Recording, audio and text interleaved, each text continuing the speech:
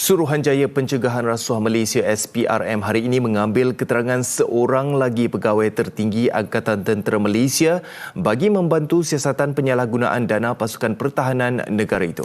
Ketua Pesuruhjayanya Tan Sri Azam Baki yang dihubungi Buletin Utama berkata, rakaman keterangan dilakukan di Ibu Pejabat SPRM Putrajaya. Peringatan tegas itu dibuat Datuk Seri Khalid pada Majlis Perutusan Tahun Baru Kementeriannya. Jelasnya rasuah menyebabkan pembaziran dan ketidakcekapan Agensi Pertahanan Nasional.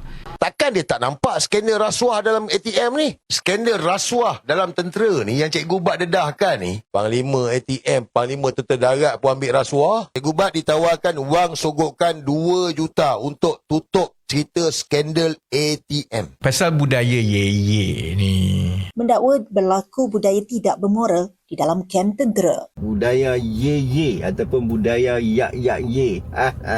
Yang disyaki terlibat dalam kartel tender perolehan tentera darat. Untuk rekod, pada 6 Januari lalu, seramai 17 pengarah syarikat direman selama 5 hari bagi membantu siasatan Suruhanjaya Pencegahan Rasuah Malaysia SPRM berkaitan kes rasuah membabitkan rangkaian kartel tender perolehan Tentera Darat Malaysia TDM. Yang membabitkan tender perolehan Tentera Darat Malaysia TDM. Panglima Tentera dipanggil SPRM kes rasuah terbaru. Seorang lagi pegawai tinggi ATM ditahan SPRM bantu siasatan kes rasuah. Minggu lalu, bekas Panglima Tentera Darat Tan Sri Muhammad Hafizuddin Jantan bersama 2 isterinya ditahan Suruhanjaya Pencegahan Rasuah Malaysia SPRM berkait siasatan rasuah tender perolehan.